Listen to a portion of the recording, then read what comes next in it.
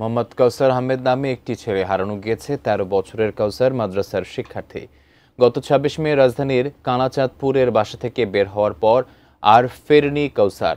অনেক খোঁজাখুঁজির পরও তার কোনো সন্ধান মিলছে না। ইতোমধ্যে থানায় সাধারণ ডায়েরি করা হয়েছে। সন্তানকে হারিয়ে পাগল প্রায় মা।